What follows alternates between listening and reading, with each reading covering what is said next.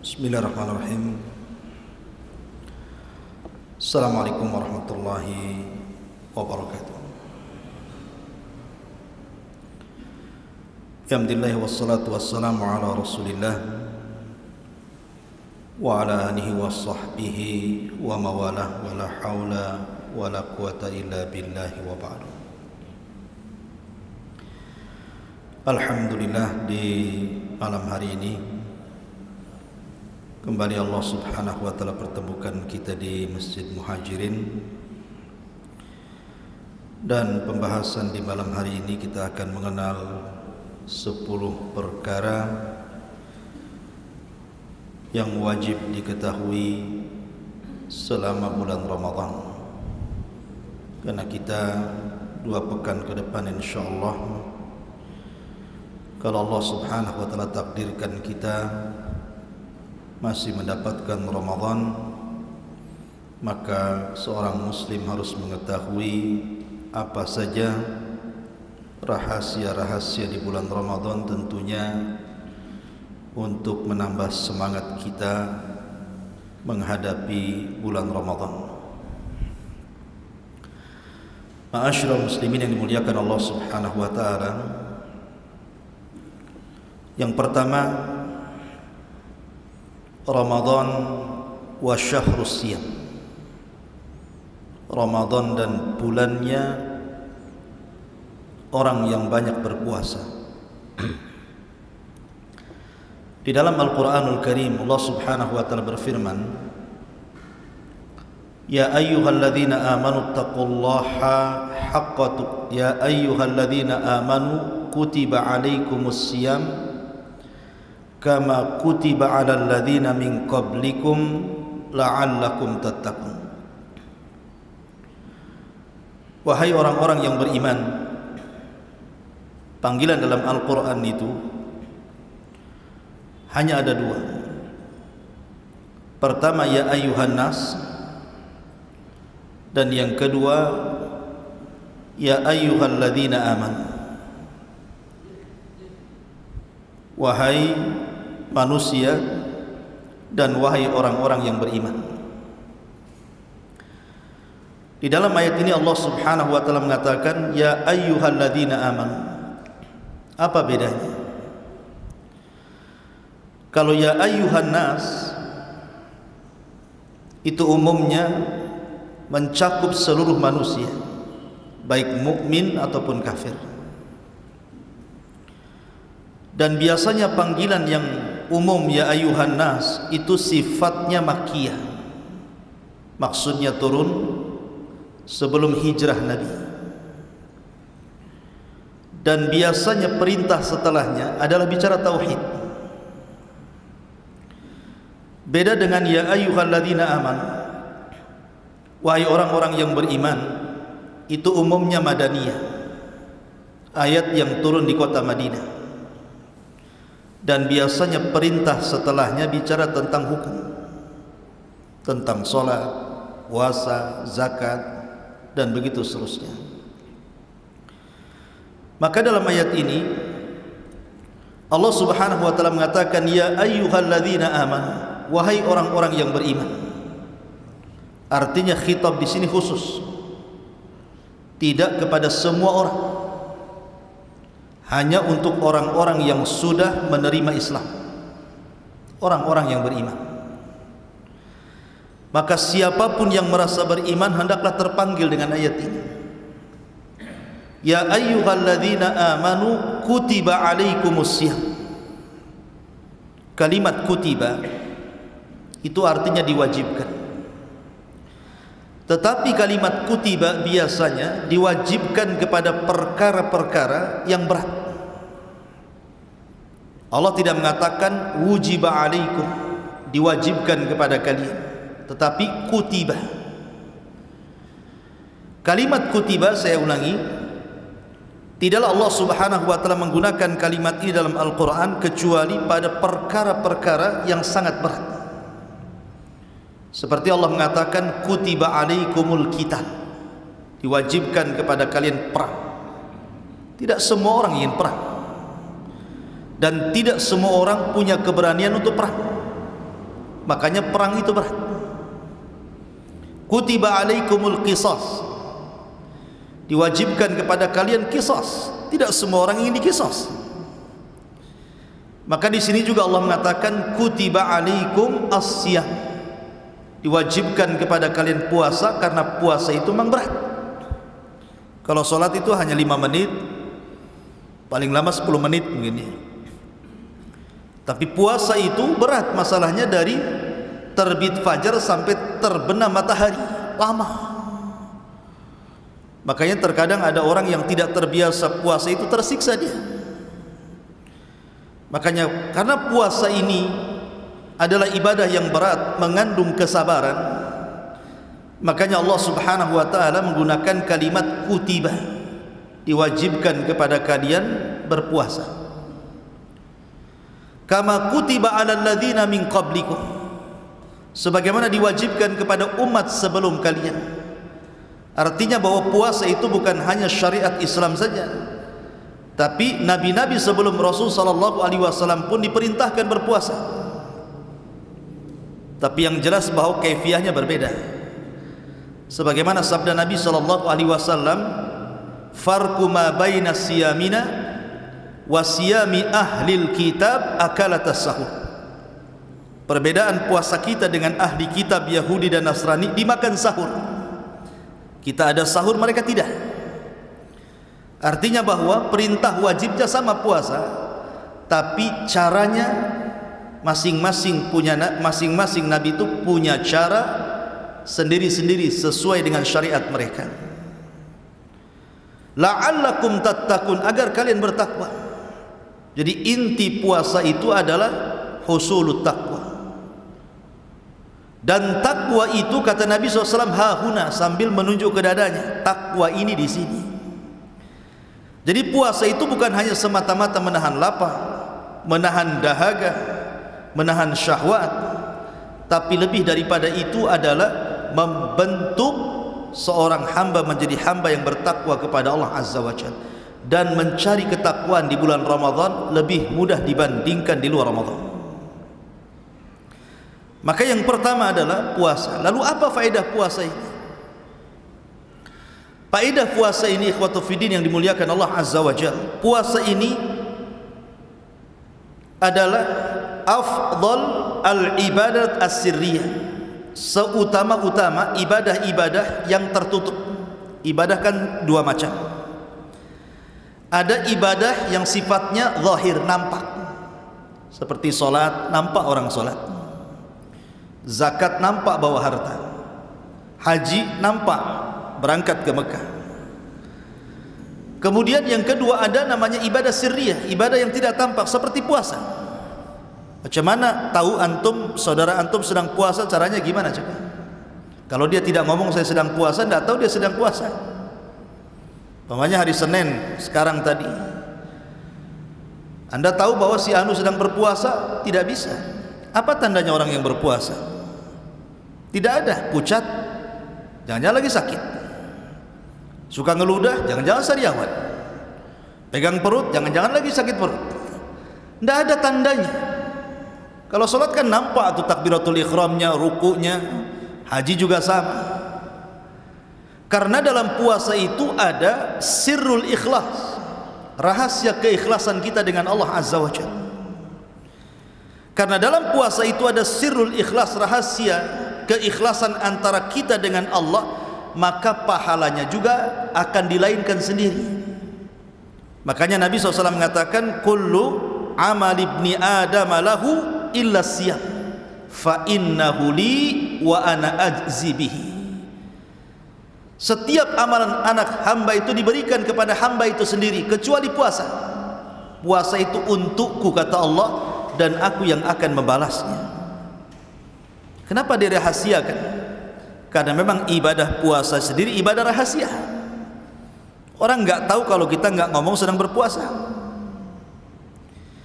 Jadi sini ada pelajaran besar bahwa dalam puasa itu dilatih keikhlasan kita. Kemudian lebih daripada itu, bayangkan ikhwan, dalam sebuah hadis Nabi sallallahu alaihi wasallam Rasul bersabda, "Ma min 'abdin yasumu yawman fi sabilillah illa ba'adallahu bidzalikal yawm wajhahu 'anil nari sab'ina kharifah. Tidaklah seorang hamba berpuasa satu hari saja dalam rangka di jalan Allah Subhanahu wa taala, kecuali Allah akan jauhkan orang yang berpuasa ini wajahnya dengan api neraka sab'ina kharifah, 70 musim. Sab'ina kharifah, 70 musim. Itu satu hari itu puasa. Maka puasa itu faedahnya menjauhkan kita dari neraka. Kalau 70 musim, ada yang mengatakan kharifah itu 70 tahun. Itu satu hari itu kali satu bulan, menunjukkan bahwa orang yang berpuasa itu betul-betul dijauhkan dari neraka oleh Allah Azza wa Jalla. Oleh karena itulah maka sungguh-sungguhlah dalam berpuasa, karena puasa itu menjauhkan kita dari neraka, dan Allah mengatakan faman zuhziha 'anil nar wa udkhilal jannah faqad faz. Siapa yang dijauhkan dari neraka otomatis dimasukkan ke surga, dan itulah kesuksesan yang nyata. Ma'asyiral muslimin yang dimuliakan Allah Azza wa Jalla. Kemudian kalau kita melihat faedah puasa lagi, puasa itu membentuk kepekaan sosial. Alhamdulillah, antum di Batam ini mungkin merasakan puasa itu Ramadan saja. Tapi ada saudara-saudara kita mungkin di Afrika sana atau di mana, Ramadannya itu tiap bulan tuh, karena susahnya cari makan, kelaparan, negerinya miskin, puasa tiap hari. Kalau kita kan sebulan saja mungkin ya, selama setahun itu Ramadan saja, karena makanan banyak ya. Artinya ada di antara hamba-hamba Allah Subhanahu wa taala yang mengalami puasa terus menerus, kelaparan. Maka puasa itu membentuk kita supaya kita merasakan apa yang mereka rasakan. Ali radhiyallahu anhu suatu ketika bernazar, ketika salah seorang putranya sakit, kalau tidak Hasan Husain. Nazarnya, kalau Allah Subhanahu wa taala sembuhkan penyakit Hasan ataupun Husain, maka saya akan berpuasa 3 hari berturut-turut.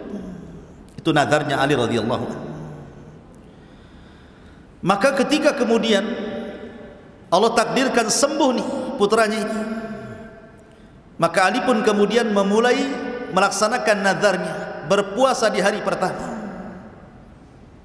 Fatimah radhiyallahu anha ketika itu memang kesulitan ekonomi, akhirnya bekerja kepada seorang Yahudi, membuatkan makanan untuk orang Yahudi.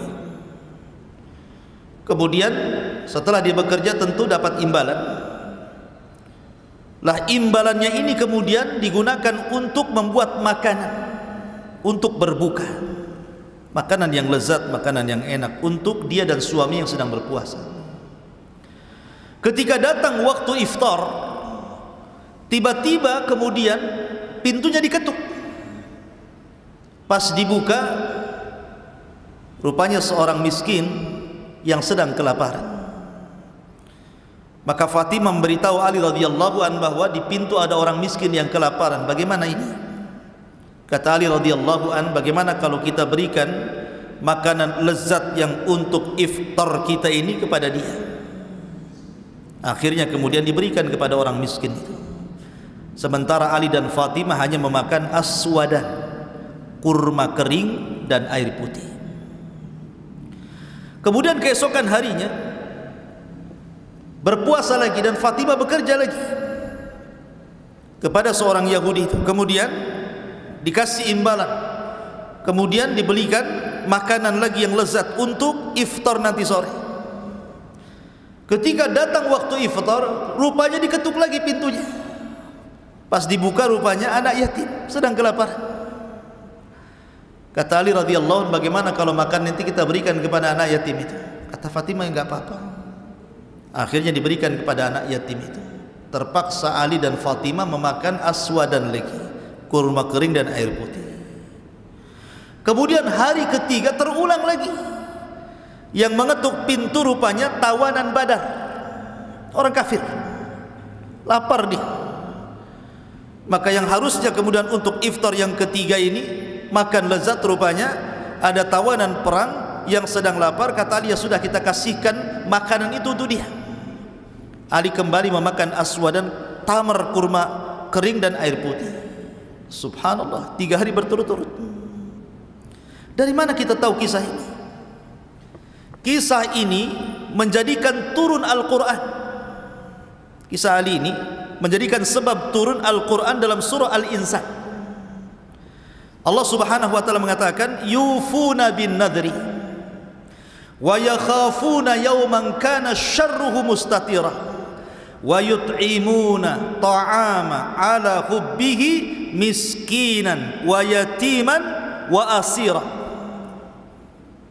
Innama nut'imukum liwajhillah la nuridu minkum jazaan wala syukura inna nakhafu min rabbina yawman abusan qamtarira ila akhiril ayat. Mereka pun memenuhi nazarnya, maksudnya Ali radhiyallahu an dan Fatimah, dan takut akan suatu hari yang azabnya merata di mana-mana. Dan mereka pun memberikan makanan yang disukainya kepada siapa? Pertama, miskinan, kepada orang miskin di hari pertama. Wa yatiman, hari kedua anak yatim. Wa asira, hari ketiga orang yang ditawan. Sambil berkata, sesungguhnya kami memberikan makan kepadamu hanyalah karena mengharap keridhaan Allah, kami tidak mengharap balasan dan terima kasih dari kamu. Sungguh kami takut azab pada hari ketika orang berwajah masam dipenuhi kesulitan. Lihat kisah ini, menjadikan orang peka jadinya kan. Ali radhiyallahu anhu puasa dari pagi sampai sore, dia merasakan lapar. Ketika melihat anak yatim, melihat orang miskin, melihat tawanan perang yang kelaparan, akhirnya apa? Wa yu'thiruna ala anfusihim walau kana bihim khasasa. Diberikan kepada orang lain walaupun dia sendiri susah. Jadi puasa itu mengajarkan kita kepekaan sosial. Kalau seandainya kemudian orang itu berpuasa tapi bakhil, berarti tidak mengajarkan puasanya kepada kedermawanan. Padahal Nabi SAW kalau datang puasa itu dikatakan oleh Aisyah radhiyallahu anha, kana ajwadun nas. Rasul itu orang paling dermawannya manusia ketika datang Ramadan itu. Luar biasa ya.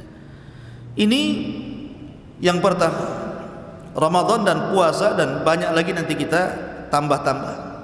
Yang kedua, Ramadan itu ikhwan adalah kesempatan kita untuk mampu melawan musuh-musuh kita. Musuh manusia itu ada 3. Pertama, hawa nafsu. Yang kedua, syaitan. Dan yang ketiga, al-a'da, musuh-musuh dari luar seperti munafik, orang-orang kafir. 3-tiganya bisa dikalahkan di bulan Ramadan, dan itu susah dikalahkan di luar Ramadan. Yang pertama, hawa nafsu. Hawa nafsu bisa dikalahkan dengan puasa. Hawa nafsu bisa dikalahkan dengan puasa. Wa nahan nafsa 'anil hawa fa innal jannata hiyal ma'wa. Kenapa hawa nafsu bisa dikalahkan dengan puasa? Perhatikan hadis Rasul. Rasul sallallahu alaihi wasallam bersabda, ya ma'syaras sabab, man istata'a minkumul ba'ah falyatazawwaj fa innahu aghaddu lil basari wa ahsanu lil faraji. Wahai anak muda, kalau kalian sanggup menikah, menikahlah, karena itu bisa menundukkan pandangan dan menjaga kemaluan. Faman lam yastati, kata Rasul, tapi kalau tidak bisa, fa'alaikum bisyam, maka wajib kalian untuk puasa. Kenapa? Fa innalahu wija, karena puasa itu benteng, benteng kita dengan hawa nafsu.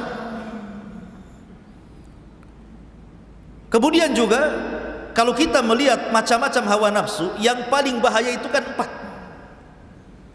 Hawa nafsu yang paling bahaya itu 4. Pertama, kasratul akli, banyak makan. Yang kedua, ya termasuk kasratul akli wasyurbi, banyak makan dan minum. Yang kedua, kasratul kalam, banyak bicara. Yang ketiga, kasratul manam, banyak tidur. Yang keempat, kasratu mukhalatatin nas, banyak bergaul dengan manusia. Ini sebab hawa nafsu terbesar. Pertama, banyak makan dan minum.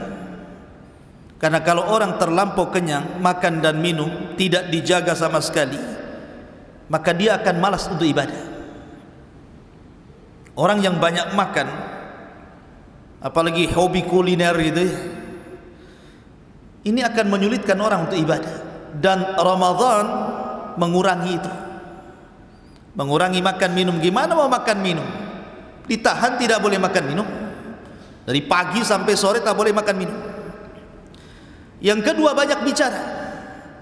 Karena orang yang banyak bicara itu banyak salahnya biasanya. Orang kalau banyak bicara itu mesti banyak keplesetnya. Kalau banyak keplesetnya, banyak dosanya. Kalau banyak dosanya, pasti neraka tempatnya, kan itu. Lah ketika puasa, orang malas bicara. Coba saja orang puasa, saya aja ceramah siang saya udah kehausan, malas orang bicara itu. Kemudian juga kasratul manam, banyak tidur. Orang puasa itu harusnya susah tidur, kan lagi lapar dia. Anehnya orang yang puasa tidur aja. Ada ya. Harusnya orang yang puasa susah tidur, karena orang lapar tuh susah tidur biasanya. Mungkin sengaja malamnya begadang sampai sahur ya. Jadi malas siangnya ditidurkan sekali. Kemudian kasratu mukhalatatin nas, banyaknya bergaul dengan manusia. Kalau di luar Ramadan antum janji dengan kawan jam seberapa saja di warung kopi mana saja bisa.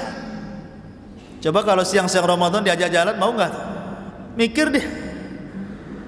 Ya, jadi 4 hawa nafsu ini terkalahkan di bulan Ramadan dengan puasa. Dari sini menunjukkan bahwa sedikit banyak hawa nafsu bisa ditekan. Karena hawa nafsu kan tidak bisa dihilangkan, hanya bisa ditekan. Kemudian yang kedua, syaitan. Syaitan itu bisa kita lawan di bulan Ramadan. Nabi SAW bersabda, "Idza ja'akum Ramadan, futihat abwabul jannah, wa ghuliqat abwabun niran, wa suffidati syayatin."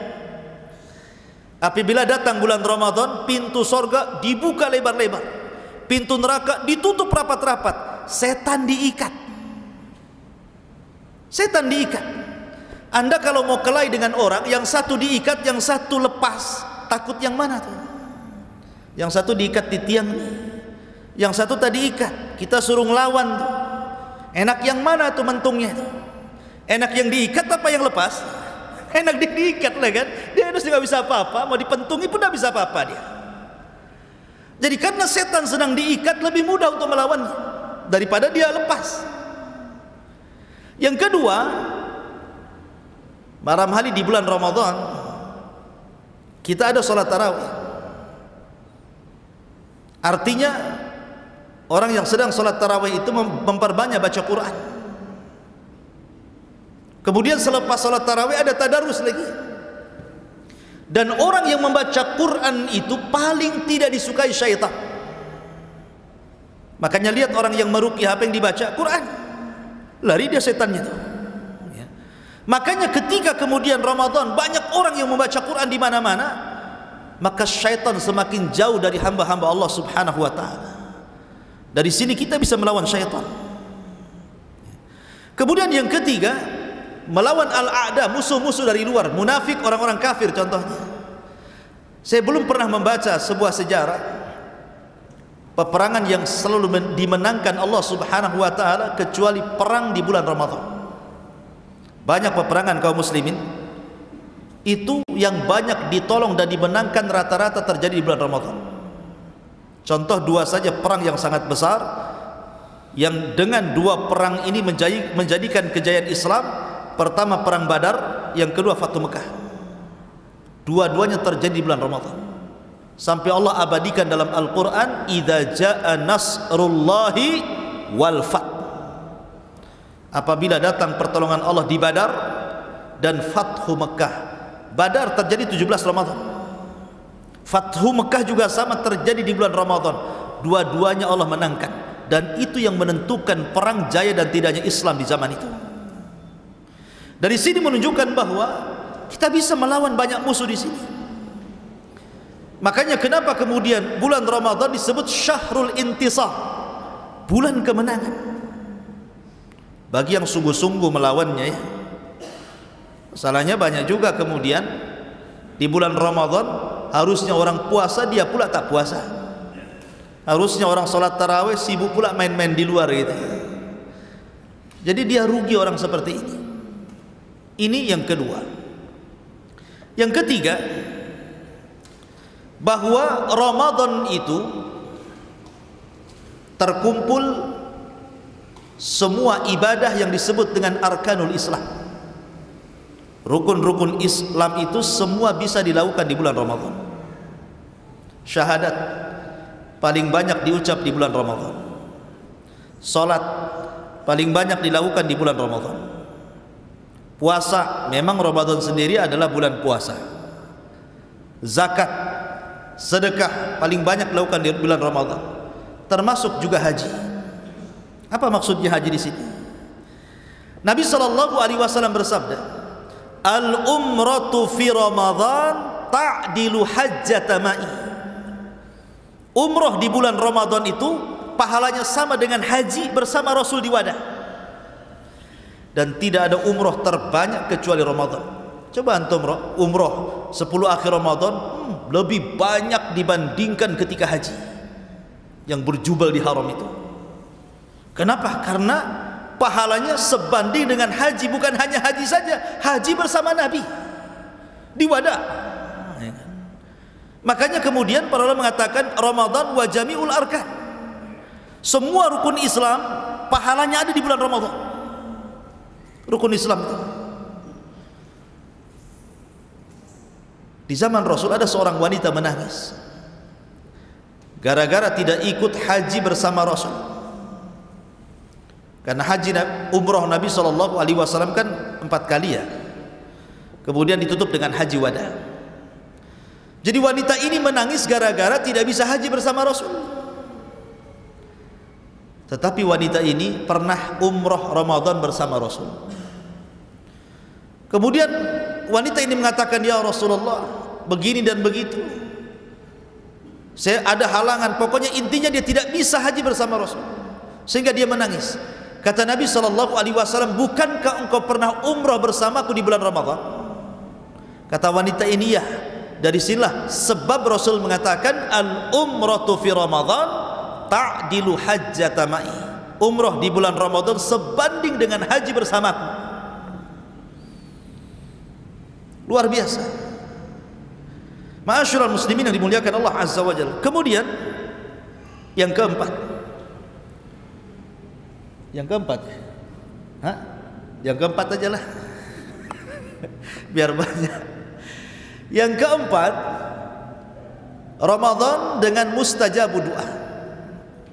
Dengan mudahnya dikabulkan doa. Perhatikan ikhwatu fiddin muliakan Allah Azza wa Jalla, ayat Al-Baqarah ayat 187. "Wa idza sa'alaka ibadi anni fa inni qarib. Ujibu da'watad da'i idza da'an falyastajibu li wal yu'minu bi la'allahum yarshudun." Dan apabila hamba-hambaku bertanya kepadamu wahai Muhammad tentang aku, maka sesungguhnya aku dekat. Aku kabulkan permohonan orang yang berdoa apabila dia berdoa kepadaku. Maka hendaklah mereka memenuhi perintahku dan beriman kepadaku agar mereka mendapatkan petunjuk. Ayat ini jawaban dari pertanyaan seorang sahabat kepada Rasul. Sahabat ini mengatakan, "Ya Rasulullah, Arabbuna qaribun am ba'id?" Rasul, Rabb kita ini jauh apa dekat sih sebenarnya? Rabb kita ini jauh apa dekat? Idza kana qarib fanunaji wa idza kana ba'id fanunadi. Kalau memang Rabb kita dekat, maka kita tinggal bisik-bisik saja. Tapi kalau Rabb kita jauh, kita tinggal memanggilnya. Jadi yang benar mana, kita ini berdoa bisik-bisik ataukah kita panggil dengan keras-keras? Maka turun ayat ini. Wa idza sa'alaka ibadi anni fa inni qarib. Muhammad, kalau ada hamba-hambaku bertanya soal diriku, katakan aku dekat. Aku tidak jauh, enggak perlu teriak-teriak doa itu. Aku ini dekat. Akulah yang mengabulkan setiap orang yang berdoa kepadaku. Perhatikan posisi Al-Baqarah 187 ini. Posisi surah Al-Baqarah 187 ini terapit di antara ayat puasa.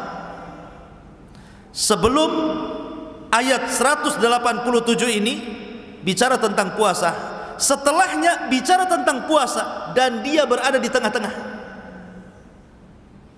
Coba perhatikan kalau antum buka mushaf 184. Ya ayyuhalladzina amanu kutiba alaikumusiyam kama kutiba alal ladzina min qablikum la'allakum tattaqun, sampai 186.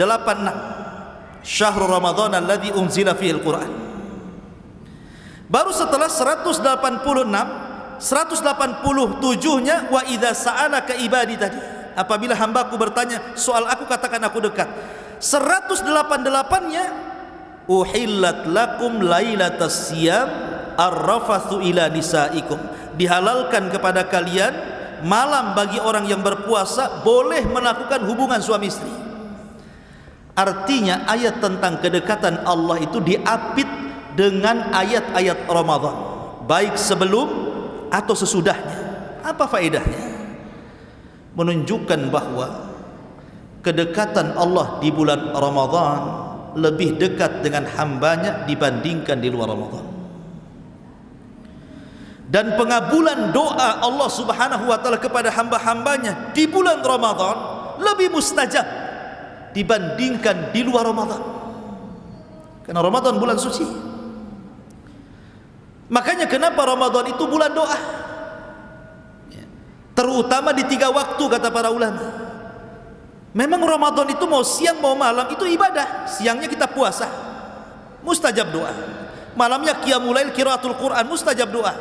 Tetapi kata para ulama, ada 3 waktu penting di bulan Ramadan, jangan pernah ditinggalkan untuk doa. Pertama, Rasul mengatakan lis-shaimi da'watun la turad. Bagi orang yang berpuasa ada tempat doa yang tidak mungkin dibantah Allah. Kapan itu? Inda fitrihi, menjelang berbuka. 5 menit, 10 menit menjelang berbuka, itu waktu mustajab itu. Dan Nabi SAW bersabda, lillahi utaqa'u minan nar fi kulli lailatin min Ramadan. Allah subhanahu wa ta'ala setiap malam di bulan Ramadan itu memerdekakan hamba-hambanya dari api neraka, dan itu dimulai saat berbuka. Kapan Allah membebaskan hamba-hambanya dari api neraka di malam hari? Itu dimulai saat berbuka. Dari situlah para ulama menasihati kita, kalau anda hendak berdoa menjelang berbuka, itu doa yang paling baik, mintalah itqun minan nar. Minta supaya kita dibebaskan dari neraka. Ya Allah, bebaskan saya dari neraka. Ya Allah, bebaskan istri saya dari neraka. Ya Allah, bebaskan orang tua saya dari neraka. Ya Allah, bebaskan anak saya, semua yang saya cintai dari neraka. Itu doa terbaik ketika menjelang berbuka itu. Karena itu waktu Allah membebaskan kita dari api neraka. Coba bayangkan kalau seandainya Allah takdirkan di antara kita yang dibebaskan dari api neraka, maka selamanya dia tidak mungkin masuk neraka, karena sudah dicatat. Ya. Yang kedua, sepertiga malam. Nabi SAW mengatakan, yanzilu rabbuna ila sama'id dunya fi kulli thuluthil lailil akhir wa dhalika kulla lailatin. Faqala Allah azza wa jal, man yad'uni fa astajiba lah, wa man yas'aluni fa u'tiyah, wa man yastaghfiruni fa aghfira lah. Allah itu turun pada sepertiga malam akhir, dan itu setiap malam. Kemudian Allah berfirman, siapa yang berdoa ku kabulkan, siapa yang meminta ku beri permintaannya, siapa yang minta ampun pasti ku ampuni dosa-dosanya. Dan orang yang berpuasa di bulan Ramadan, saya yakin pasti setiap sepertiga malam bangun. Tidak mungkin tidak bangun. Kalau nggak bangun nggak sahur lah. Karena sahur itu waktunya di sepertiga malam. Mulai jam 2 sampai subuh gitu kan. Itu kan sepertiga malam tuh. Artinya bahwa kalau Anda di malam-malam biasa selain Ramadan lah ya, untuk bangun sepertiga malam itu tidak bisa kecuali karena kebelet kencing. Dingin, kebelet kencing gitu ya, baru bangun, masuk kamar mandi, balik lagi ke kamar. Tapi kalau Ramadan, walaupun kita tidak bangun, pasti ada yang bangunkan. Apalagi di desa ada obrok-obrok gitu kan. Biasanya kan anak-anak kecil itu biasanya tangtong-tangtong nggak jelas itu, nggak bangun pun dibangunkan. Coba masjid-masjid teriak-teriak sahur, sahur. Apalagi ada itu pakai lagu pula kan gitu. Nggak bangun pun dibangunkan. Coba nikmatnya gimana kita?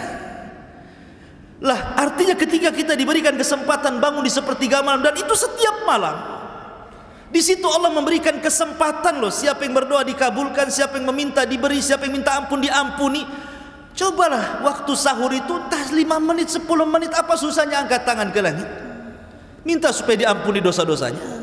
Mintalah, terserah apa permintaan kita. Itu waktu mustajab itu. Ini yang kedua.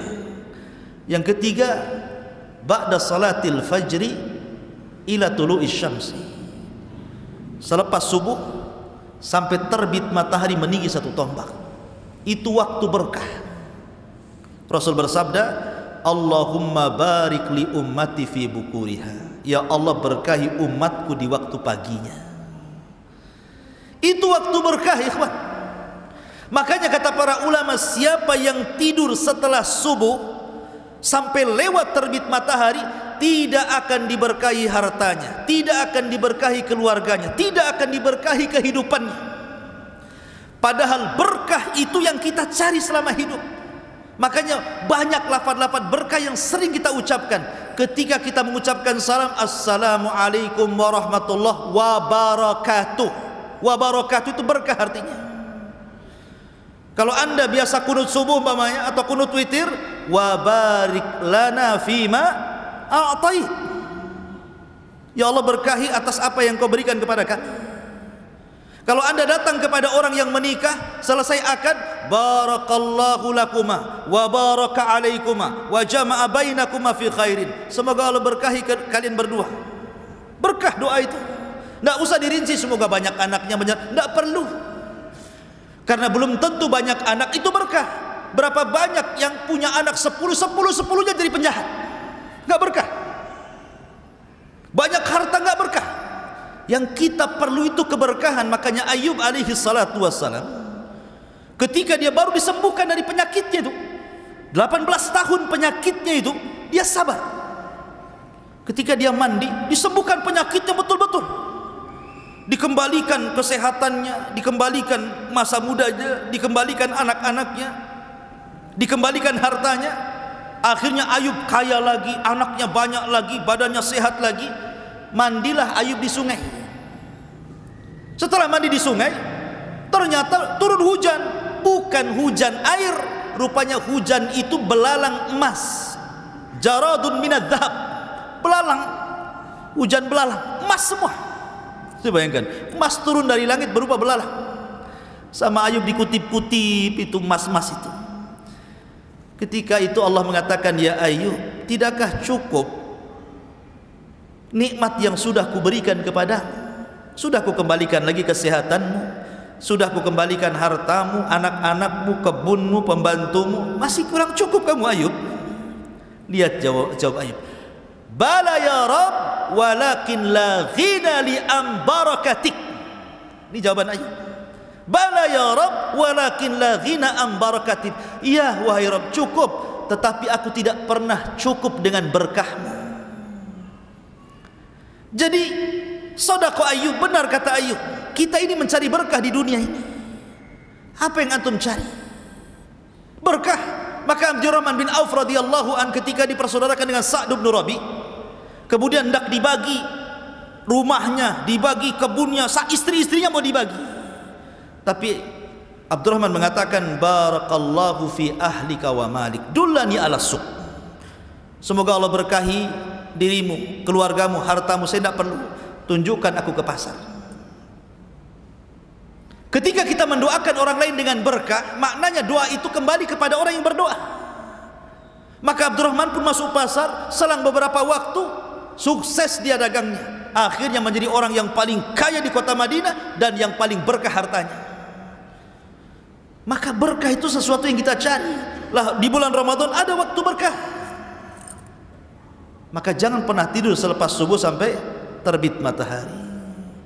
Bahkan kalau kita biasakan di bulan Ramadan, sabda Nabi SAW, barang siapa yang salat subuh berjamaah kemudian tidak beranjak dari tempatnya, dia berzikir, dia baca Quran sampai terbit matahari, biarkan meninggi satu tombak, lakukan salat syuruk 2 rakaat, kata Rasul, pahalanya kahajjati wal umrati taman-taman, persis seperti haji dan umrah sempurna.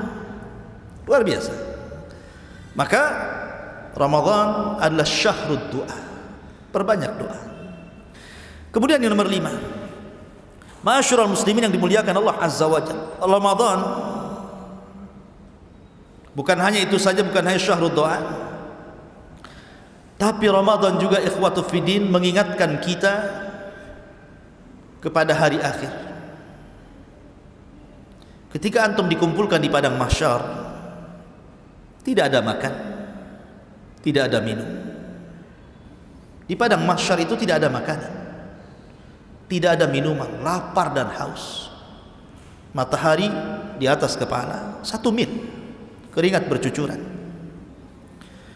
Maka ketika kita berpuasa di bulan Ramadan, kita diingatkan kepada hari itu, hari di mana kita tidak akan makan dan minum. Maka ketika orang berpuasa itu harusnya diingatkan dengan hari itu. Makanya kenapa Ramadan itu disebut syahrut taghyir, bulan mudah orang itu merubah diri. Karena hidayah itu paling banyak di bulan Ramadan. Syahrul Ramadan alladzi unzila fihi al-Qur'an hudan linnas wa bayyinatin minal huda wal furqan. Syahrul Ramadan alladzi unzila fihi al-Qur'an. Bulan Ramadan itu bulan diturunkan Al-Qur'an. Hudan sebagai petunjuk. Dan petunjuk yang paling banyak diberikan Allah, dan yang menerima petunjuk di bulan Ramadan jauh lebih besar dibandingkan di bulan yang lainnya. Orang yang masuk Islam itu banyak di bulan Ramadan. Orang yang bertobat itu banyak di bulan Ramadan. Sampai-sampai artis saja tidak pakai jilbab di bulan Ramadan. Kenapa? Menghormati Ramadan katanya. Walaupun habis Ramadan dicabut lagi kadang-kadang. Ya ikhwan, ada orang yang berubah itu walaupun hanya karena malu menghormati Ramadan, tapi kan dia berubah dia. Coba kalau seandainya perubahan itu diteruskan sampai di luar Ramadan, dapat hidayah terus dia. Ya wajar ikhwan. Kenapa kemudian manusia itu mudah berubah di bulan Ramadan? Jangan lagi manusia, alam semesta lo bisa berubah di bulan Ramadan.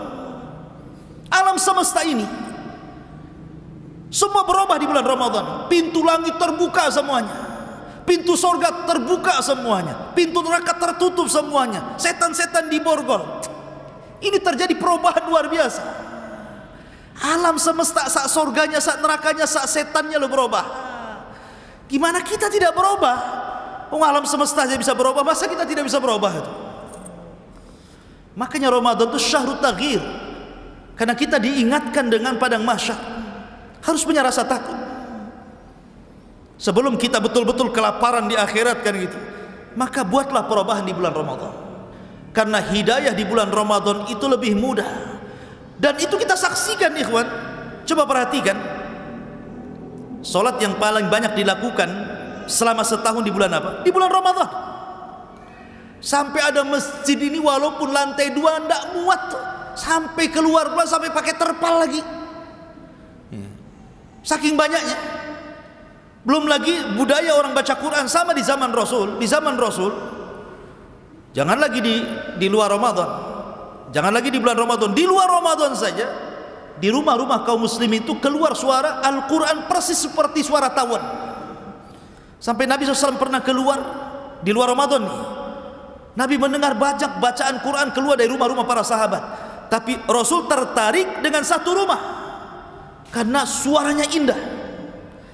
Nabi SAW berdiri di rumah itu lama sekali. Dia dengarkan bacaan Sahibul Bait itu. Rupanya di dalam rumah itu adalah Abu Musa al-Ash'ari radhiyallahu anhu. Indah sekali bacaannya. Rasul sampai takjub. Sampai tidak terasa berdiri lama di malam itu sampai hampir mendekati subuh. Kemudian Nabi SAW setelah itu pulang sholat subuh.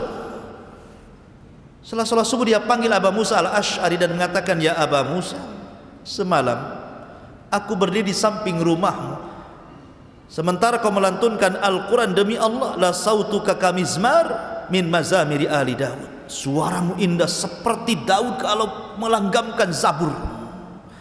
Kata Abu Musa, ya Rasulullah, kalau aku tahu kau ada di samping rumahku, ku indahkan lagi bacaanku. Saya nggak tahu aja saya, kan gitu. Tapi lihat tuh rumah-rumah para sahabat keluar Al-Quran, apalagi di bulan Ramadan. Tapi sayang di zaman sekarang ini sudah enggak, paling di masjid-masjid saja. Kalau antum masuk perumahan itu yang keluar suara apa coba? TV dikeras-kerasin, dangdut macam-macam di situ. Nggak ada lagi suara Quran. Tapi di masjid-masjid alhamdulillah masih ada gitu kan di bulan Ramadan itu. Ada yang sampai jam 2 nggak peduli tetangga terganggu atau enggak, punya ngaji saja. Setelah dilihat di masjid rupanya kaset kan. Ma'asyiral muslimin yang dimuliakan, intinya bahwa masih ada orang yang baca Quran itu paling banyak di bulan Ramadan. Di Ramadan itu jarang. Bahkan orang yang tidak baca Quran saja dia bisa mendengar Quran dibaca. Sedekah paling banyak dilakukan di bulan Ramadan. Banyak orang kalau sore-sore datang ke masjid bawa iftar. Luar biasa. Karena Rasul mengatakan, man fattara saim, barang siapa yang beri makan orang yang berpuasa, kana lahu ajru saim, maka dia dapat pahala orang yang berpuasa. Berbondong-bondong orang yang datang ngantar iftar ke masjid sampai dijadwal kalau di perumahan itu. Coba kalau di luar Ramadan, mikir dia bawa-bawa makanan ke masjid. Kenapa? Karena lihat pahala yang luar biasa, hidayah ada di situ. Maka Ramadan kesempatan syahrut taghyir, merubah akhlak, ya. Makanya Ramadan itu madrasah penggemblengan kita. Ketika di luar Ramadan minimalnya adalah bekas-bekas Ramadannya. Kemudian yang nomor berapa Pak Rasul? Nomor 6. Nomor 6. Hah? Nomor 7, nomor 6 sajalah. Baik. Nomor 6. Ramadan ini ikhwatu fiddin yang dimuliakan Allah Subhanahu wa taala adalah pelajaran besar nih, namanya Ar-Ramadan wal Khawatim. Ramadan itu ada pelajaran besar tentang pentingnya memperhatikan akhir dari kehidupan kita. Karena orang itu bukan dilihat di awal, bukan dilihat di tengah, tapi dilihat di akhir. Al-a'mal bi khawatimiha. Amal itu ditentukan akhirnya. Makanya ada istilah husnul khotimah atau su'ul khotimah. Coba kita perhatikan Ramadan. Ramadan ini kalau kita bagi 3, pakai kaidah taslis bagi 3. 10 awal, 10 tengah, 10 akhir. Mana yang lebih afdal? 10 akhir. Yang paling afdal dari Ramadan itu 10 akhir. Kenapa? Karena di 10 akhir ada Lailatul Qadar, yang tidak ada di 10 awal, 10 tengah. Dan Rasul mengatakan, iltamisu Lailatul Qadri fi ashril awakhir min Ramadan. Carilah Lailatul Qadar di 10 akhir Ramadan, tepatnya di tanggal-tanggal ganjil 21, 23, 25, 27, 29 kan itu. Taib, kita urut dari hari dulu. Hari ini satu hari 24 jam itu. Kalau kita urut dari terbit matahari, sepertiganya dari pagi sampai duhur, sepertiga tengah dari duhur sampai isya, sepertiga akhirnya dari isya sampai ke subuh. Mana yang lebih afdal? Dari isya sampai ke subuh. Kenapa? Karena di situ ada sepertiga malam. Allah turun ke langit dunia. Kita masuk ke minggu. Bumi diciptakan hari Ahad dan diakhiri hari Jumat. Kita bagi 3. Minggu atau Ahad, Senin. Ini sepertiga pertama. kemudian Selasa, Rabu, ya kan? Kamis, Jumat. Berarti yang akhirnya di Kamis dan Jumat kan? Karena Sabtu kan tidak, karena cuma 6 hari penciptaan langit dan bumi itu. Dimulai dari Ahad, diakhiri hari Jumat. Itulah penciptaan langit dan bumi. Berarti ketemunya Kamis dan Jumat itu di akhir.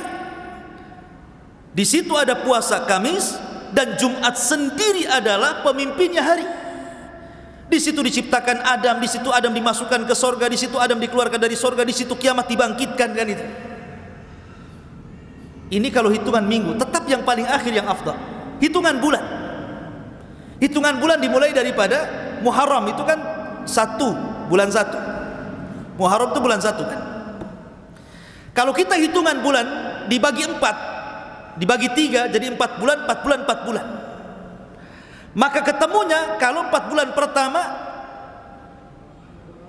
Ashhurul Hurum cuma dapat 1. Bulan Muharram itu Ashhurul Hurum. Kemudian 4 bulan tengah juga sama, Ashhurul Hurumnya cuma dapat 1, Rajab. Tapi 4 bulan terakhir Ashhurul Hurumnya 2 plus dengan Ramadan. Dimulai daripada Ramadan, Syawal, Dzulqa'dah, Dzulhijjah. Karena nanti ketemu Muharram lagi.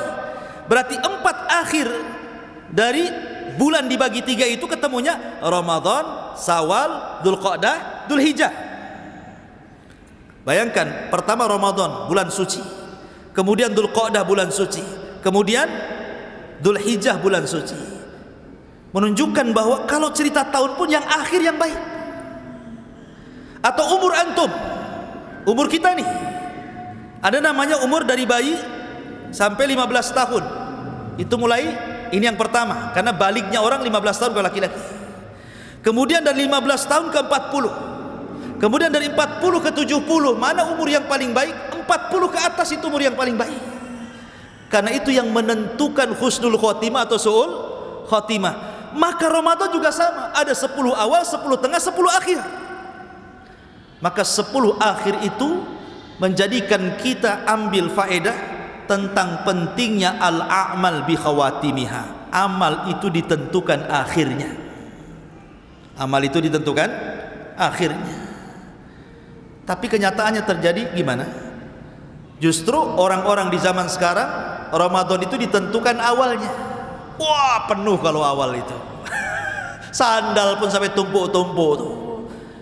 Nah, mulai 10 tengah, mulai itu terpalnya digulung di luar, mulai masuk. 10 akhir Ramadan pindah pula ke mall. Nggak ada lagi di masjid. Tinggal berapa saf saja orang pilihan. Harusnya kan terbalik. Hari pertama biasalah, hari kedua makin ramai, hari ketiga harusnya ramai sekali kan begitu ya. Udah 10 akhir Ramadan tuh harusnya masjid-masjid manapun harus ramai harusnya. Karena bagaimanapun amal itu ditentukan akhirnya. Harusnya di sini ada pelajaran bahwa ketika 10 akhir adalah terbaik daripada 10 awal dan tengah, maka di sini ada kaidah ar-Ramadan wal khawatim. Ada pelajaran bahwa ingat sesuatu yang akhir itu sebagai penentu. Maka Anda yang usianya sudah 40 tahun, hati-hati. Anda itu sedang menentukan nasib antum di dunia. Kalau di usia 40 tahun belum sadar juga, naudzubillah, susah untuk diberikan taufik. Tapi kalau seandainya umur segitu sudah diberikan taufik, dapat hidayah, mudah-mudahan Allah subhanahu wa ta'ala terus menuntun sampai husnul khatimah. Ma'asyiral muslimin yang dimuliakan Allah azza wa jalla, ini yang ke-6, yang ke-7. Ramadan wa syahrul Quran. Ramadan itu adalah bulan Al-Quran. Tadi saya katakan Allah subhanahu wa ta'ala mengatakan syahrul Ramadan unzila fihil Quran. Bulan Ramadan itu bulan diturunkan Al-Quran. Subhanallah ikhwan. Orang membaca Quran itu satu huruf saja dapat 10 kebaikan. Satu huruf loh ya. Sementara di bulan Ramadan itu para ulama dulu sampai menghatamkan siangnya sekali, malamnya sekali. Berarti kalau 30 hari berarti sampai 60 kali itu dihatam Quran, seperti Imam Syafi'i contohnya, atau Imam Bukhari atau imam yang lainnya. Dan budaya membaca Quran juga alhamdulillah masih ada. Di bulan Ramadan tuh ramai orang baca Quran. Tetapi ya ada yang baca Quran setengah-setengah gitu kan. Ya yang penting baca gitu kan. Ada yang betul-betul ngejar target, memang harus khatam gitu ya. Makanya Imam Malik itu kalau datang bulan Ramadan dia tidak pernah mentahdits. Artinya membuka majelis hadis, tidak. Dia tutup majelisnya, dia ke Quran. Dia baca Quran saja. Kalaupun ada sebagian ulama yang membuka daras, membuka pelajaran, maka yang dibuka tafsir Quran ya. Karena memang Ramadan itu bulannya Al-Quran. Syahrul Ramadan alladzi unzila fihi Al-Quran. Dan Al-Quran itu mengangkat segalanya. Al-Quran itu mengangkat segalanya. Innallaha yarfa'u bihadzal kitaba aqwaman, kata Rasul. Dengan Al-Quran itu terangkat beberapa kaum. Bagaimana tidak ikhwan? Ketika Al-Quran dibawa oleh Jibril, maka Jibril menjadi pemimpin para malaikat. Ketika Jibril menurunkan Al-Quran kepada Nabi SAW, maka Nabi SAW menjadi pemimpin para nabi. Ketika Al-Quran turun di malam Lailatul Qadar, maka malam itu menjadi pemimpin seluruh malam dalam setahun. Ketika Quran turun di bulan Ramadan, maka Ramadan menjadi sayyidus syuhur, pemimpinnya bulan-bulan dalam 12 bulan. Semua terangkat. Jibril terangkat, Rasul terangkat, malam terangkat, bulan terangkat. Luar biasa Quran ini. Coba anda bisa bayangkan kalau seandainya gara-gara Al-Quran Jibril menjadi pemimpin para malaikat, Rasul menjadi pemimpin para nabi dan Rasul, Lailatul Qadar menjadi malam terbaik, bulan Ramadan menjadi bulan terbaik, kemudian Quran masuk di dada-dada antum semuanya. Jadi apa nantinya? Kata Nabi SAW, khairukum man ta'allamal Qur'ana wa 'allamahu. Maka sebaik-baik kalian adalah orang yang belajar Al-Quran dan mengajarkan Al-Quran. Orang itu akan terlahir menjadi baik. Makanya di zaman Nabi SAW kalau Rasul mengutus Sariyah, Sariyah itu pasukan yang tidak dipimpin Nabi. Maka yang pertama kali dites oleh Rasul itu bukan ketangkasan perang, bukan kamu bisa manah enggak, kamu bisa berkuda enggak, kamu bisa menombak enggak, kau sudah bunuh berapa orang, kau sudah perang berapa kali. Tidak. Seleksi untuk menjadi pemimpin perang bukan dari ketangkasan perang. Yang pertama kali ditanya Nabi SAW, kam hafidtum min kitabillah, berapa banyak Al-Quran yang kau hafal? Itu pertanyaan Nabi. Maka pasukan mengatakan, ana hafidtu surat kada wa kada, saya hafal surat ini dan itu wahai Rasul. Yang lain mengatakan saya hafal surat ini. Maka Nabi SAW ketika ada sahabat yang paling banyak hafalannya di antara pasukan, apa kata Rasul? Idzan anta imamuhum, kalau begitu engkau yang pantas memimpin mereka. Jadi barometer di zaman Rasul menjadi pemimpin perang itu bukan karena lihainya dalam siasat dan strategi perang, tapi yang pertama ditentukan berapa banyak hafalanmu Al-Quran itu. Kenapa? Karena kemenangan itu ada di Quran. Kemenangan itu ada di Quran. Maka di zaman Rasul ada sahabat yang paling banyak hafalan Qurannya kemudian dijadikan pemimpin. Peranglah orang ini. Ketika perang namanya pemimpin perang karena dia juga banyak hafalan Qurannya, juga pemimpin sholat. Masalahnya ketika sholat yang dibaca si kulhu lagi. Rekat pertama kulhu, rekat kedua kulhu. Rekat pertama kulhu lagi, rekat kedua kulhu lagi. Jadi sahabat ini heran, orang ini paling banyak hafalannya, kenapa itu terus yang dibaca? Akhirnya protes. Tapi kata pemimpin mereka, kalau kau tidak suka dengan aku menjadi imam gara-gara membaca qul huwallah terus, silakan ambil imam di antara kalian. Tapi mereka tidak mau melanggar perintah Rasul, karena bagaimanapun yang memimpin perang dia pula yang memimpin sholat masalahnya. Akhirnya selepas pulang lapor kepada Rasul, ya Rasul, pemimpin kami ini aneh, sholatnya asikuluh terus gitu kan. Akhirnya dipanggillah dan mengatakan, apa yang mencegahmu untuk membaca surat yang lain wahai fulan? Maka orang ini mengatakan, karena saya fa inni uhibbuha ya Rasulullah, karena saya suka dengan surat itu. Sama dengan kita suka juga ya. Kenapa? Kata Rasul, karena dalam surat itu terdapat nama-nama Allah yang agung. Qul huwallahu ahad, hus-samad, ya kan? Allah itu kan nama-nama Allah yang agung tuh.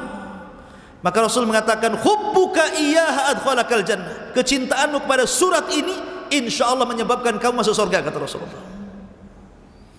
Bahwa Nabi memilih seseorang itu karena Quran. Makanya ketika Amir Mekah datang kepada Umar bin Khattab radhiyallahu anhu di masa beliau menjadi Amirul Mukminin, Umar kaget bagaimana Mekah bisa ditinggal dan menghadap ke Madinah. Sehingga Umar mengatakan, kau tinggal Mekah, siapa yang menggantikan kamu di sana? Kata Amir Mekah ini mengatakan, Abdurrahman ibn Abza, wahai Amirul Mukminin, tenang, ada wakilku namanya Abdurrahman bin Abza, dia yang mewakiliku untuk memerintah kota Mekah. Umar tidak tahu siapa Abdurrahman bin Abza, wakil gubernur tidak tahu Umar. Ya. Kata Umar, siapa Abdurrahman ibn Abza itu? Maka Amir Mekah mengatakan, dulu dia mantan budak, wahai Amirul Mukminin, kemudian ku merdekakan, akhirnya ku jadikan dia wakilku. Kata Umar, apa tidak ada orang merdeka? Kenapa mesti mantan budak? Maka dia mengatakan, ya Amirul Mukminin, fa innahu alimun bi kitabillah. Jangan salah Umar, orang itu Ibnu Abza, Abdurrahman ibn Abza itu alim, pakarnya Quran. Maka Umar langsung mengatakan, sadaqallah, sadaqa Rasulullah alladzina qal innallaha yarfa'u bihadzal kitab aqwaman. Sungguh benar ucapan Rasul yang mengatakan sungguh Allah mengangkat derajat seseorang karena Al-Quran. Quran itu mengangkat derajat. Tapi di zaman sekarang tidak. Zaman sekarang ini para penghafal Quran itu sudah tidak dimuliakan. Contoh ringan yang sering saya contohkan kepada antum. Kalau antum punya anak perempuan, dilamar 2 orang, satu hafidul Quran tapi miskin, satu dokter gaji 1 miliar. Kira-kira milih mana tuh? Milih dokter lah, gaji 1 miliar. Ini yang hafal Quran nanti aja lah kalau ada adiknya lagi. Kalau ada adiknya lagi, gitu. Enggak lagi.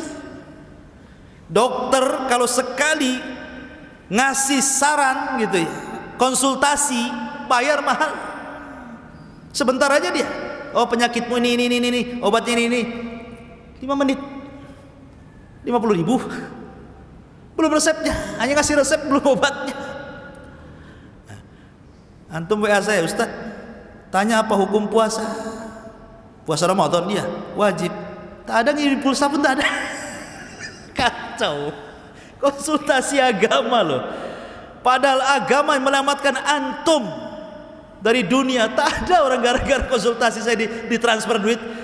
Syukran Ustaz, jazakallahu khairan, atas jawabannya saya kirim 100.000. Wah, kan enak tuh kalau Ustaz kayak gitu. Ini enggak ya. Soal dunia saja bayar mau ngeluarin tuh, tapi akhirat tak ada. Lihat gaji guru TPQ dengan gaji universitas itu yang ngajar matematika, ngajar apa-apa. Berapa gaji TPQ ini? Pada jelas-jelas ngajar akhirat loh, yang menjadikan orang selamat dunia akhirat. Makanya kalau di zaman dulu betul-betul dimuliakan ulama, agama dimuliakan. Makanya wajar kalau seandainya Allah mengatakan wa qala ar-rasul inna qaumi ittakhadhu hadzal qur'ana mahjura. Berkata Rasul, sesungguhnya kaumku nanti suatu ketika akan meninggalkan Al-Qur'an sedikit demi sedikit. Harusnya momen Ramadan adalah momen kita mengagungkan Al-Qur'an kembali, karena itu bulannya Al-Qur'an. Ini yang nomor 7. Yang nomor 8, bulan Ramadan adalah syahrul maghfirah. Bulannya mudah orang itu diampuni dosa. Ibadah vital di bulan Ramadan itu cuma 3. Ibadah pokok di bulan Ramadan itu. Pertama puasa, jelas. Yang kedua tarawih. Yang ketiga Lailatul Qadar. Kalau disebut Ramadan tidak lepas dari 3 perkara ini. Puasa, tarawih, Lailatul Qadar, kan itu. Perhatikan hadis Nabi SAW. Man shoma Ramadanan imanan wahtisaban ghufira lahu ma taqaddama min dhanbi. Man qama Ramadanan imanan wahtisaban ghufira lahu ma taqaddama min dhanbi. Wa man qama lailata qadrin imanan wahtisaban ghufira lahu ma taqaddama min dhanbi. Barang siapa yang berpuasa, dia meyakini kewajibannya, beriman dengan kewajibannya, mengharap pahala Allah, diampuni dosa-dosanya. Barang siapa yang qama Maksudnya qoma di sini salat tarawih. Penuh dengan iman dan mengharap pahala Allah, diampuni dosa-dosanya. Barang siapa yang menghidupkan malam Lailatul Qadar, penuh iman dan mengharap pahala Allah, diampuni dosa-dosanya. Lihat, 3 hadis ini redaksinya hampir mirip. Yang satu bicara tentang puasa, yang satu bicara tentang tarawih, yang satu bicara Lailatul Qadar. Dan semuanya berfaedah mengampuni dosa kita. Makanya Ramadan diambil dari 3 huruf mim, ra, mim, dad. Ramadha yarmadu Ramadanan. Kalau tasrifnya seperti itu. Artinya apa? Membakar. Apa yang dibakar? Yang dibakar itu dosa kita. Yarmadu dzunub, kata para ulama. Ramadan itu tempat pembakaran dosa. Dosa kita ini dihapus, makanya Ramadan disebut Ramadan, karena membakar dosa. Makanya sangat aneh kalau seandainya orang masuk di awal Ramadan, kemudian keluar Ramadan, kok satu dosa pun gak diampuni itu loh. Apa ada yang seperti itu? Ada. Makanya Jibril alaihi salatu wassalam, suatu ketika Rasul naik ke atas mimbar. Di mimbar pertama Rasul mengatakan amin, naik ke mimbar kedua Rasul mengatakan amin, naik ke mimbar ketiga Rasul mengatakan amin. Kemudian Rasul berceramah. Kemudian selesai ceramah, sahabat datang, ya Rasul, alama amanta. Rasul, kok ini amin-amin tadi di awal itu apa yang kau doakan? Kata Nabi SAW, ataniya Jibril. Oh, Jibril tadi datang, dia memohon untuk diaminkan 3 doa. Salah satunya ragima anfu rajulin, summa ragima anfu rajulin, summa ragima anfu rajulin adraka Ramadan falam yughfar min dzunubi. Celaka dan binasa, celaka dan binasa, celaka dan binasa. Orang masuk Ramadan keluar satu dosa pun gak ada yang diampuni. Maka Rasul mengatakan fakultu amin, ku aminkan kecelakaannya. Maka rugi kalau orang masuk Ramadan kok sebelum Ramadan, masuk Ramadan, setelah Ramadan kok sama saja. Nggak ada pengaruhnya Ramadan itu. Kan banyak di masyarakat tuh orang yang nggak, kayaknya biasa saja, nggak puasa itu kayak nggak beban dosa gitu kan. Saya tuh pernah melihat tukang bangunan tuh biasa aja makan minum nggak jelas. Jadi kalau memang Ramadan tidak ada pengaruh sama sekali, rugi dia. Sudah nunggu setahun gitu ya, sudah sampai setahun, yang ditunggu gak ada pengaruh. Ramadan itu tempat kita diampuni dosa. Harusnya puasa kita menjadikan dosa kita terhapus, sholat malam kita menjadikan dosa kita terhapus. Malam Lailatul Qadar juga sama. Ini yang nomor 8. Yang nomor 9, Ramadan itu tempat ajang kita untuk meraup pahala sebanyak-banyaknya, karena tempat mudha'afatul ajr. Pahala-pahala kita itu mudah diganda-gandakan di bulan Ramadan itu.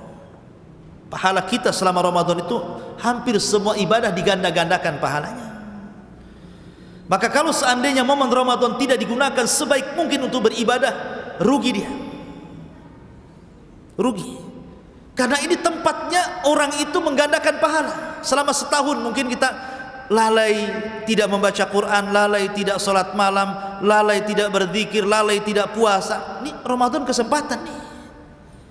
Karena biasanya kalau ibadah rame-rame itu lebih mudah dibandingkan ibadah sendiri. Contoh qada Ramadan.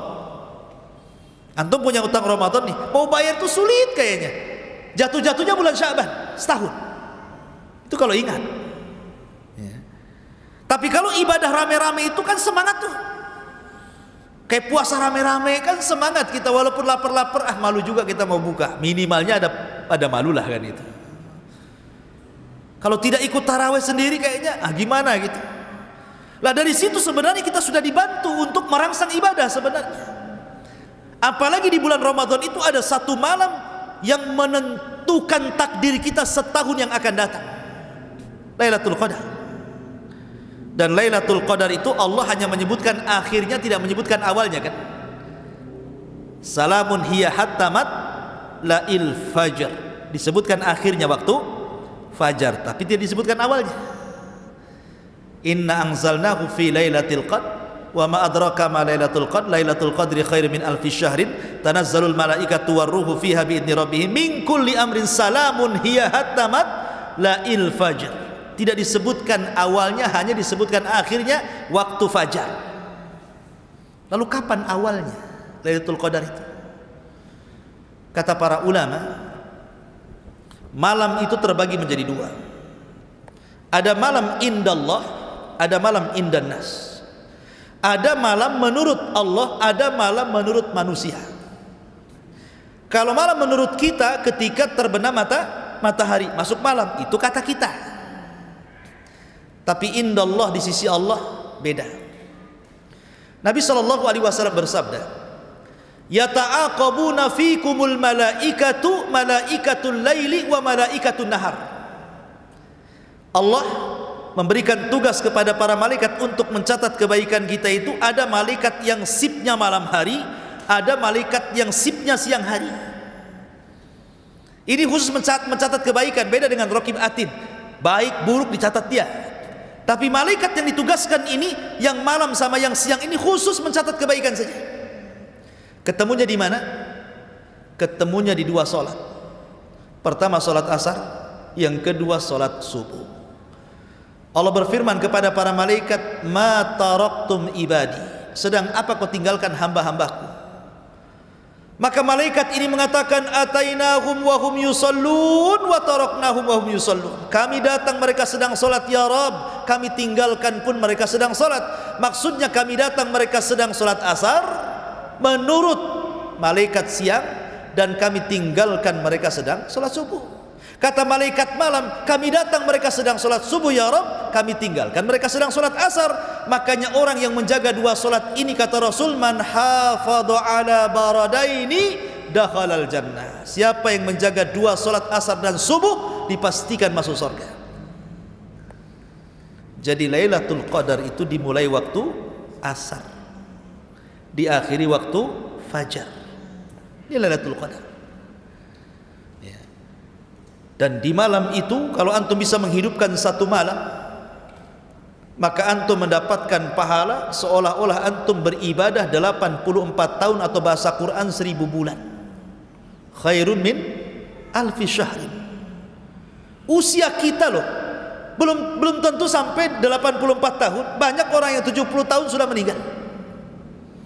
Kalau seandainya kita dapat malam Lailatul Qadar satu Ramadan saja, itu sudah membandingi usia kita loh ya. Gimana kalau seandainya usia antum sekarang sudah 40 tahun, kemudian mulai akil balik 15 tahun, sudah berapa lewat tuh Ramadan sama kita itu? Kalau setiap Ramadan antum mendapatkan Lailatul Qadar, kali saja kan begitu ya, 84 tahun kali 30 kali Ramadan, berapa ratus tahun seolah-olah kita punya usia dan kita habiskan untuk ibadah, ikhwan. Luar biasa. Dari sini menunjukkan bahwa sebenarnya walaupun umat ini pendek-pendek usianya, umat dulu panjang-panjang, tapi kita umat yang pendek usia bisa menjangkau panjangnya usia umat dulu dengan cara mendapatkan Lailatul Qadar itu. Maka Ramadan adalah tempat kita untuk meraup pahala sebanyaknya. Kemudian yang terakhir, akhwatu fiddin muliakan Allah Subhanahu wa taala, Ramadan juga mengajarkan banyak hal, terutama dua sifat yang menjadikan orang masuk surga. Pertama sabar, yang kedua syukur. Dua sifat ini paling banyak Allah memasukkan manusia ke dalam surga karena kesabarannya. Makanya Allah mengatakan apa? Ketika para malaikat menyambut orang yang masuk surga, apa ucapan malaikat? Salamun alaikum bima sobartum fa ni'ma uqbaddar. Keselamatan bagi kalian, wahai penduduk sorga, karena kesabaran kalian. Artinya sabar ini yang paling banyak memasukkan orang ke sorga. Karena malaikat ngomong begitu. Ketika orang masuk sorga, itulah sambutan malaikat. Salamun alaikum bima sobartum, karena kesabaran kalian. Yang kedua syukur. Makanya para nabi itu banyak disifati dengan abdan syakura, hamba yang bersyukur.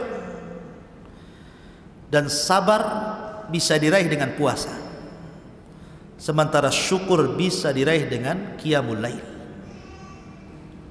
Mana dalilnya? ketika Nabi SAW sudah menua usianya, kemudian pecah-pecah kakinya. Datang Aisyah radhiyallahu anha, ya Rasulullah, sudahlah, kau sudah tua, tengok kakimu bengkak-bengkak, cukupkan dengan yang wajib-wajib saja, tidak perlu lagi mengerjakan yang sunnah. Kata Nabi SAW, ya Aisyah, afala akuna abdan syakura. Wahai Aisyah, salahkah saya menjadi hamba Allah yang bersyukur? Ketika Aisyah meminta agar Rasul berhenti sholat malam, Rasul mengatakan tidak. Salahkah saya menjadi hamba yang bersyukur? Dari sini menunjukkan bahwa sholat malam itu melahirkan syukur, dan puasa itu melahirkan sabar. Dan sabarnya mencakup 3. Orang puasa itu mencakup 3 kesabaran. Sabar dalam menjalankan perintah, sabar dalam menjauhi larangan, sabar dalam menghadapi ketentuan qada dan qadar. Itu ada di puasa semua 3-tiganya. Sabar melaksanakan perintah untuk tidak makan, tidak minum sampai terbenam matahari. Sabar, karena ini perintah. Kemudian sabar untuk tidak terjerumus kepada larangan. Yang halal saja tidak boleh, apalagi yang haram. Menggauli istri itu halal, siapa yang bilang haram? Tetapi dilarang. Di bulan Ramadan kan dilarang, tidak boleh orang puasa menggauli istrinya.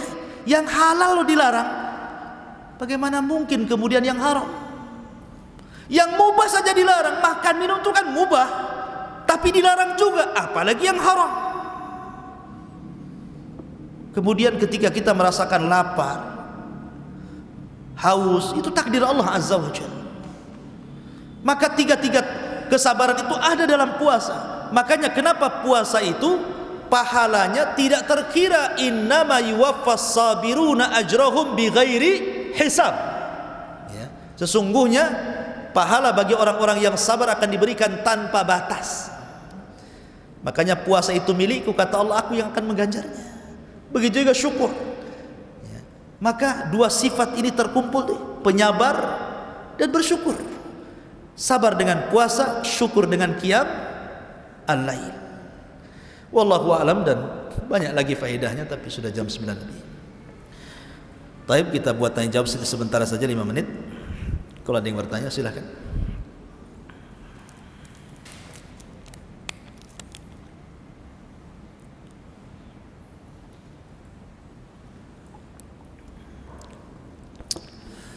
Iya, saya kira cukup. Subhanakallah bihamdika, asyhadu an la ilaha illa anta astaghfiruka wa atubu ilaik. Allahu ta'ala alam. Assalamualaikum warahmatullahi wabarakatuh.